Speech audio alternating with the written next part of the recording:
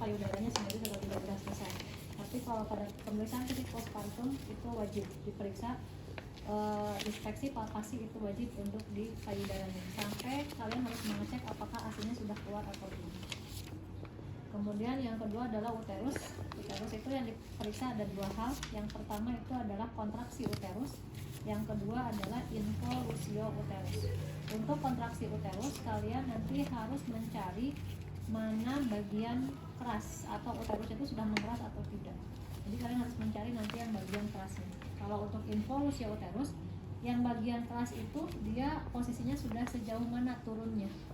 Karena dia penurunan untuk uterus, dia sudah menurun sampai sejauh mana si uterus tersebut, apakah benar-benar sudah tidak teraba lagi atau masih teraba. Kalau masih teraba, dia posisinya ada di mana, apakah sepusat, di atas pusat atau di bawah pusat. Kemudian yang kedua adalah bladder, kandung kemihnya harus diperiksa apakah penuh atau kosong. Kalau kandung kemihnya penuh, itu kalian harus pasiennya disuruh kencing terlebih dahulu, karena kita tidak bisa melakukan pemeriksaan involusio uterus dan kontraksi uterus kalau kandung kemihnya penuh, karena itu nanti akan berpengaruh ke involusio uterusnya. Jadi kandung kemih wajib kosong. Kemudian yang terakhir adalah bowel, apakah pasiennya sudah BAB atau belum. Kemudian kalau belum, kalian tanyakan kalau pasiennya post SC itu kapan, sudah kentut atau belum. Kemudian nanti kalian periksa bising khususnya, itu wajib dilakukan. Kemudian L itu adalah lohea. Kalian lihat loheanya, warnanya apa, baunya apakah bau amis, hanya bau amis darah saja atau memang sudah bau busuk. Kalau ada infeksi biasanya ada bau busuk. Kemudian banyaknya apakah satu pembalut itu penuh semuanya atau hanya sedikit. Kemudian E itu adalah episiotomi. Itu episiotomi kita periksa kalau pasiennya postpartum spontan yang memang ada luka. Tapi kalau misalnya pasiennya post SC, kalian bukan episiotomi yang diperiksa, tapi tanda reda atau tanda infeksi yang ada di kulit di bagian perut atau di lukanya. Tapi kalau misalkan dia pasiennya ada luka, episiotomi itu kalian kaji tanda redanya. Tanda reda itu sama dengan tanda infeksi rubor, dolor, kalor, tumor. Tapi di sini adalah tanda reda. Redness itu kemerahan, kemudian udim, ekimosis itu kebiruan, kemudian lisan itu ada pengeluaran atau tidak, dan approximately kepatenan dari jahitannya bagus atau tidak. Kemudian H itu adalah hemoroid dan Homan sign. Untuk hemoroid kalian kaji apakah pasiennya itu ada ambeien atau tidak. Karena biasanya pada pasien postpartum spontan kecenderungan dia ada hemoroid itu lebih tinggi dibandingkan dengan yang SC. Kemudian Homan sign itu adalah pemeriksaan di bagian kaki, itu untuk mengetahui apakah memang di kakinya itu ada DPT atau tidak. Yang normal itu adalah tidak ada Homan sign-nya atau Homan sign-nya negatif, tidak ada DPT. Tapi kalau misalkan Homan sign-nya positif, biasanya nanti akan dibarengi dengan kakinya bengkak, kemerahan, panas, seperti tanda-tanda infeksi. Kemudian yang terakhir adalah emosional. Jadi nanti kalian sambil dikaji, lihat muka pasiennya, apakah pasiennya itu cenderung senang, sedih, atau murung. Itu kalian harus kaji. Apalagi kalau kelihatan pasiennya itu murung, itu kalian harus benar-benar ditanya kenapa sampai dia murung. Padahal bayinya ada, melahirkannya sudah selesai, tapi kenapa pasiennya murung? Karena nanti kalau pasien-pasien dengan yang seperti itu beresiko mengalami postpartum blues atau depresi postpartum. Oke, untuk pemeriksaan fisik biasa dimulai dari tanda-tanda vital terlebih dahulu. Saya tidak akan mempraktekkan bagaimana cara melakukan pemeriksaan tanda-tanda vital, tapi nanti pada saat ujian wajib kalian melakukan pemeriksaan tanda-tanda vital.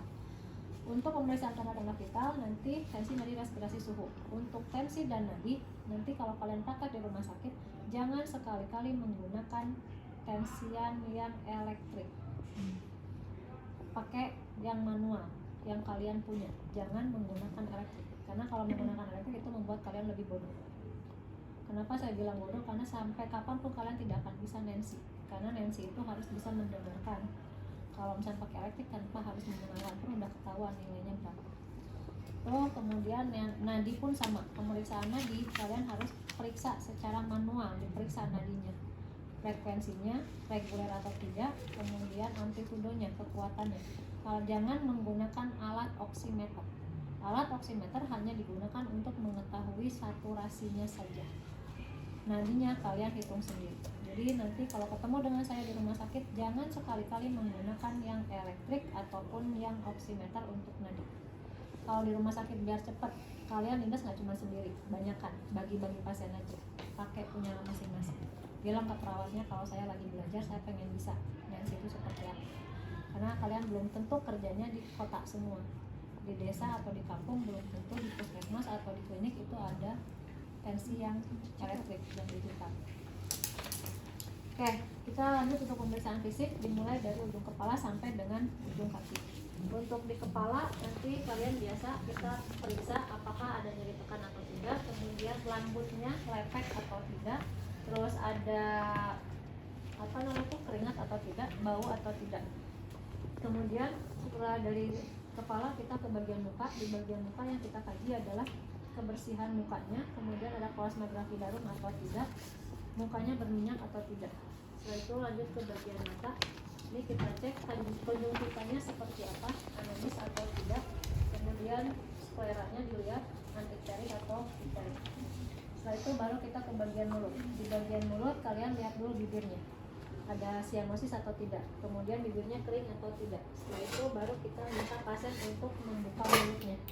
Pada saat pasien membuka mulut, kita sambil cium ada bau atau tidak, bau mulut atau tidak. Kemudian kita lihat kebersihan mulutnya, terus ada stomatitis atau tidak di bagian mulut, dan giginya apakah ada karies atau tidak. Kalau ada karies, dari kapan dia mulai karies atau bolong gigi, apakah pada saat hamil atau dari sebelum hamil. Setelah itu baru kita lanjut ke bagian leher. Di bagian leher yang kita kaji adalah apakah ada hiperpigmentasi atau tidak, kemudian ada bekas luka atau tidak. Setelah itu baru kita palpasi, mulai dari pembesaran kelenjar getah bening, ini ada pembesaran atau tidak, terus sampai ke bagian klavikula. Setelah itu kelenjar tiroid, pasiennya disuruh menelan. Pasien suruh menelan, kemudian kita periksa apakah tiroidnya ada pembesaran atau tidak. Kemudian kita cek JPP-nya. Pasien diminta untuk menengok ke sebelah kiri, kemudian nanti kita kaji apakah ada peningkatan dan JPP atau tidak. Setelah itu lanjut ke bagian dada. Ini kalau periksa bagian dada, dadanya saja dulu yang dibuka, jangan seluruh bagiannya yang dibuka. Oke, ini di bagian dada kita periksa dulu. Yang pertama adalah ada hiperpigmentasi atau tidak di bagian dadanya. Kemudian payudaranya simetris atau tidak kiri kanan, putingnya menonjol atau tidak, dua-duanya ya. Jadi kalau misalkan Bu yang satu menonjol yang satu tidak, sebutkan langsung di dokumentasinya. Puting sebelah kanan menonjol, puting sebelah kiri inverted atau datar. Itu harus dijelaskan. Jangan bilang inverted dua-duanya atau enggak, nanti ada pertanyaan lagi. Tuh ya. Kemudian areolanya nih pasti menghitam. Putingnya dilihat kotor atau tidak, itu wajib dilakukan pemeriksaan. Setelah itu baru kita periksa atau palpasi. Ini tangannya dinaiki ke atas, posisi tangan kanan menyangga payudara, kemudian kita tekan ada pembengkakan atau tidak di bagian payudaranya sampai ke bagian ketiak.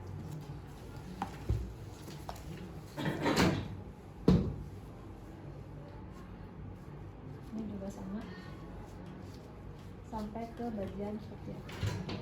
Setelah itu kita kaji hasilnya sudah keluar atau belum. Ini si areolanya ditarik, kemudian kita kayak dicubit, keluarkan. Jadi yang dicubit itu bukan putingnya, tapi areolanya, dilihat hasilnya sudah keluar atau belum. Ini juga sama dua-duanya, kita cek. Tuh, kemudian sudah selesai palpasi, kita lakukan auskultasi. Ini biasa auskultasi untuk mengetahui suara paru-parunya. Oke, itu paru-paru, kemudian di jantung ICS 2 kanan, ICS 2 kiri, sama ICS 5 kiri. Sudah selesai konfusi, kita auskultasi.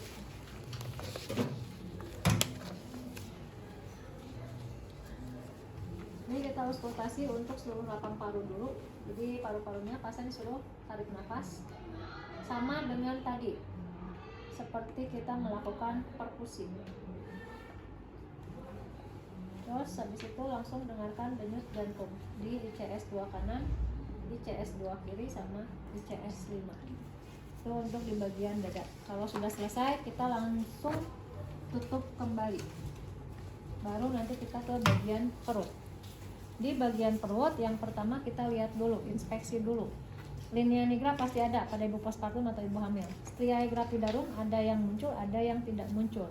Jadi kalian lihat stratigrafi darumnya. Kemudian ada bekas luka operasi atau tidak.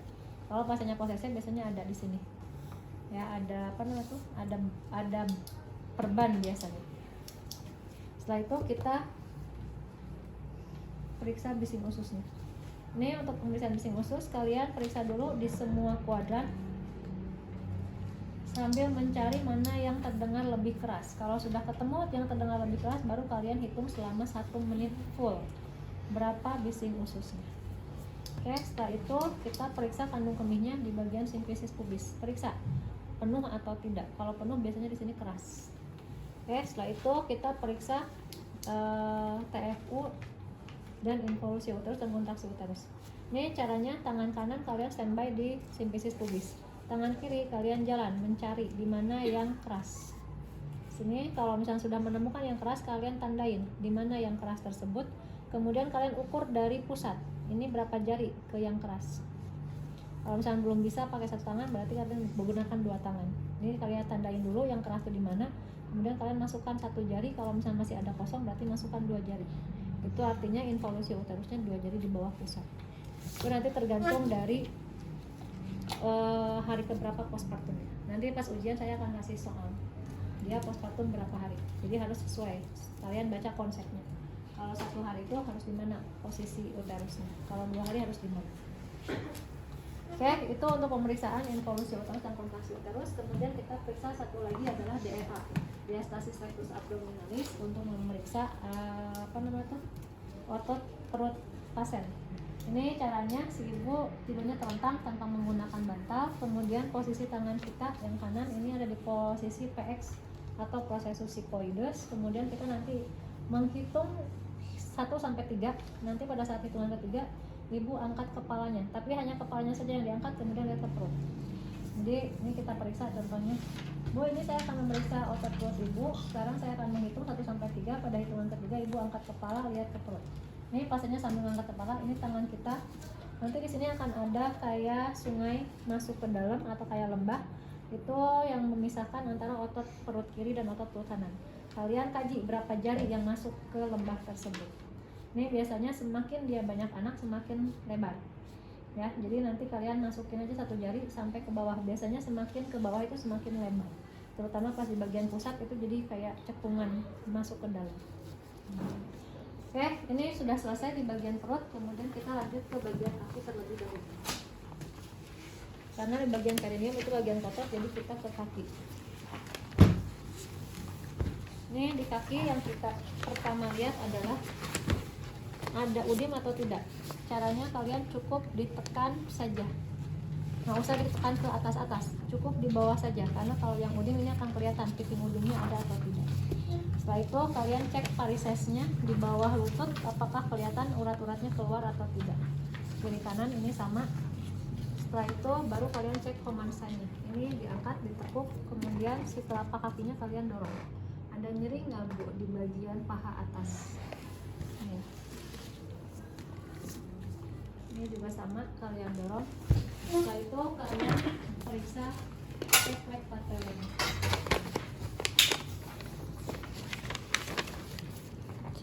Ini diangkat, kemudian kalian tekuk 1 kali saja.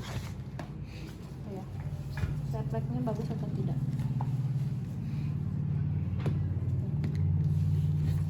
Ini sudah selesai untuk pemeriksaannya. Kita lanjut ke bagian perineum. Nanti pada saat pemeriksaan perineum pindah ke sebelah sini.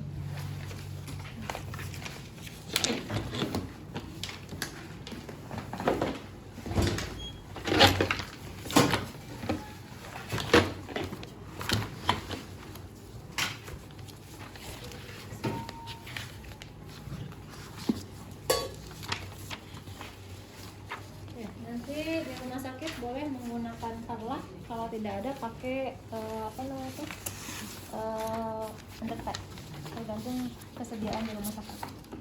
Ini pasiennya disuruh ditekuk kakinya, dua-duanya ditekuk, kemudian kita masukkan perlaknya sampai ke bokong.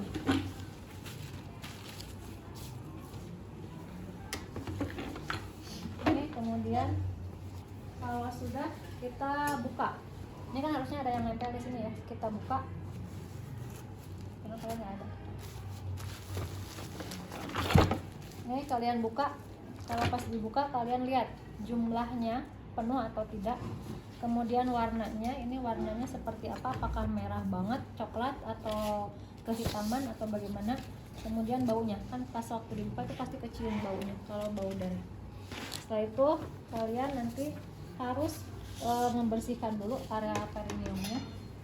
Kalau saya biasanya, ini kalau di rumah sakit yang gede-gede, kalau pakai kapas, biasanya kita pakainya waslak. Ini kita bersihkan, karena ini ceboknya cebok seperti cebok kalian cebok, bukan seperti Purple Hygiene kalau mau pasang kateter. Jadi ini bukan steril, hanya bersih saja.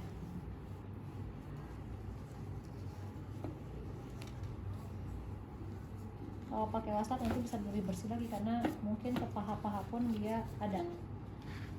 Setelah dibersihkan, kalian lihat di sini kalau ada luka perineum atau luka jahitan, kalian kaji apakah ada udim, ada kemerahan, ada kebiruan, ada pengeluaran nggak dari si jahitannya, cairan. Kemudian si jahitannya bagus atau tidak kerapatan. Setelah itu minta pasiennya untuk miring ke sebelah kiri. Kalian bersihkan lagi bagian anusnya. Ini dibersihkan, kemudian kalian lihat ada hemoroid atau tidak di bagian anusnya. Kalau udah selesai, ini kan tadi udah dibuang ya, ini dibuang. Kalau sudah selesai kita langsung pasang yang baru. Ini langsung pasang yang baru, kalian bereskan lagi alat lagi.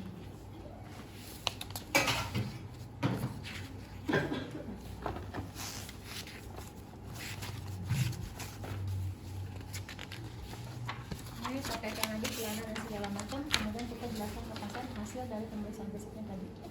Jadi harusnya kalian kalau bisa setelah pemeriksaan fisik itu baru tindakan yang lain, karena nanti ya dari hasil pemeriksaan fisik kita bisa tahu putingnya menonjol atau tidak, hasilnya sudah keluar atau belum, ada luka perineum atau tidak, sehingga nanti pendidikan kesehatan yang kita lakukan itu lebih komprehensif, lebih banyak lagi. Oke, itu untuk pemeriksaan fisik. Ada yang mau ditanyakan? Kalau nggak ada, lanjut nyoba setiap orang.